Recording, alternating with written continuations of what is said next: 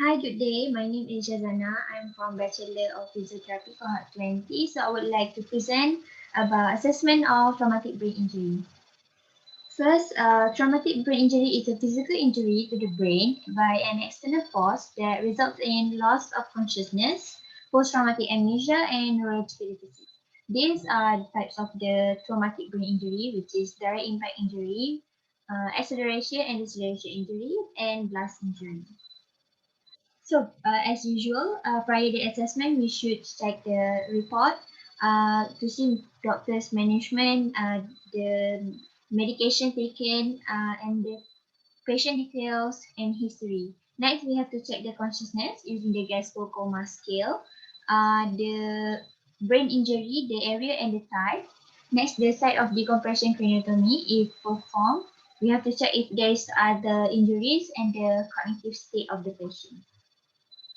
Okay, this is the Glasgow Coma Scale. It is to define the severity of a TBI within 48 hours of injury. If the score is 13 to 15, it is a mild. 9 to 12 is moderate. Meanwhile, 3 to 8 is considered severe.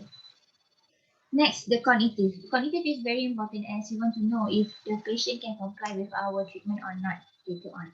So, cognitive. First, we can use the Rancho Los Amigos scale, which is to understand a brain injury patient's ability, impairment, and prognosis better.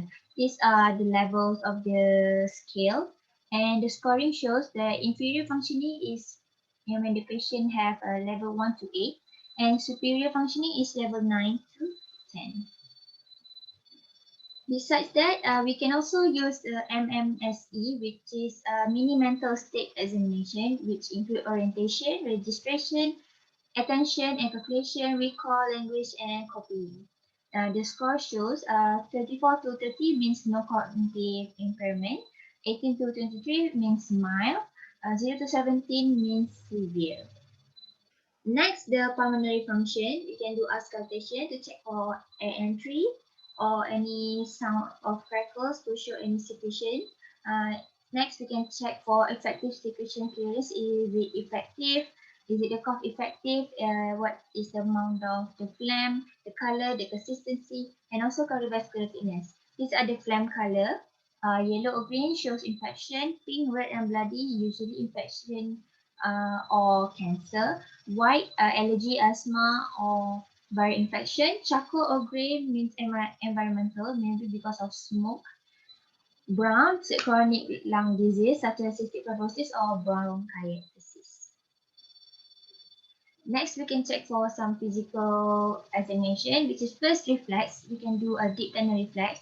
Traumatic brain injury usually cause upper motor neuron lesion. So deep tunnel reflex, when there is a lesion on the lower motor neuron, it will depress the reflex. Meanwhile, the upper motor neuron will increase the reflex.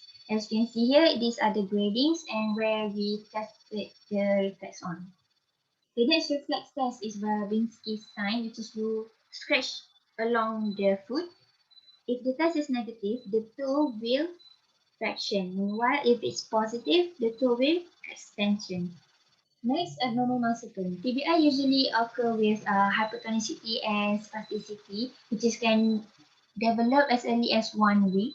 The common posture are decorticate posture, which is because of the cortex, which is neck and leg is in extension, H medially rotated, feet plantar flex with upper limbs in flexor pattern. Meanwhile, the cerebrate posture is pathology in brainstem and cerebellum on the back, abnormal breathing pattern, extension pattern in upper and lower limbs.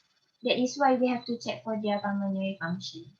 These are the image of the posture due to the abnormal muscle tone. The first one is the decorticated posture and the cerebrate posture. As you can see here, it has a very different positions of the joint, so it will need different types of treatment. Besides that, we can also use a modified Ashworth scale to check on muscle tone and grade it for 0, 1, 1 plus, 2, 3, or 4. Next, RM, we have to measure it using the goniometer, especially for patients that going on rehab to know any progress of their treatment. And for bedridden patient, it is to prevent, avoid, and notify if any stiffness has happened. Next, muscle strength. Patients with TBI usually present with spasticity and can vary as either quadriparesis or hemiparesis. So we can use a MMT technique to test the muscle strength using different grades. These are the grading for the MMT test. So 0 means no power at all. Meanwhile, 5 is the strongest power, which is full RRM against gravity and against full resistance applied by the therapist. Next, coordination. Usually, patient with TBI will present with any ataxia, dysplasia, dyskinesia, or reduced motor control due to the head damaging on the cerebellum. So the test for our upper limb that we can do is a finger to nose, dysdiadokinesia, and the rebound phenomenon. Meanwhile, for lower limb, we can do a heel to shin. That is a normal one. The other abnormal one, it will slip off the chin. Next, sensation. Sensation test should be done based on the dermatome chart, and it is used as a safety when we want to use any electromodality such as pinprick test, temperature awareness, light touch, vibration, stereognosis, texture recognition, two-point discrimination, and barognosis. Next, also joint position sense, double simultaneous stimulation, and graphesthesia.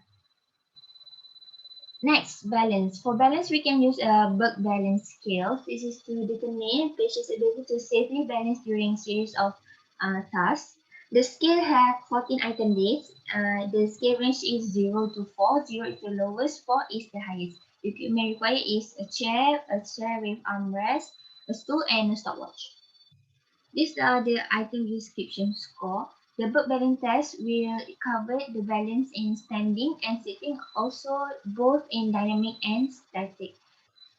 So the total score of 56 shows a functional balance, while if it less than 45 means the patient have greater risk of fall. Next, when the patient is conscious and able to have a balance, we can do a CR fitness test, which is a 6-minute walking test.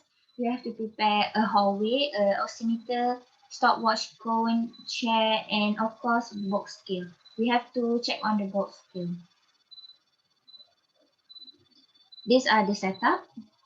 The box scale is very important as the patient will tell us either the activity is exhausting them or they can tolerate with the activity. Next, for the functional mobility. First, you can use a functional independence measure, which is to assess patient's level of disability and change in status in response to rehabilitation or medical intervention. So, FIM use level of assistance needed to grade functional status from total independence to total assistance. So these are the scoring. So the levels for 7 and 6 means no helper will be needed. 1 to 5 will need a helper. Beside FIM, you can use a 10-meter walking test. This is to assess the walking speed in meters per second over a short distance determining functional mobility, gait, and vestibular function, which is balance. So what you need is only a clear space and stopwatch. These are the setup. The patient may use any assistive device but must use consistently. The timing only start after 2-meter mark and stop at 8-meter mark to allow acceleration and deceleration and should perform 3 trials and calculate the average. Last but not least, this is the scale with a different range of age with also a different average walking speed. And that is all for me for TBI assessment. Thank you so much. Have a great day.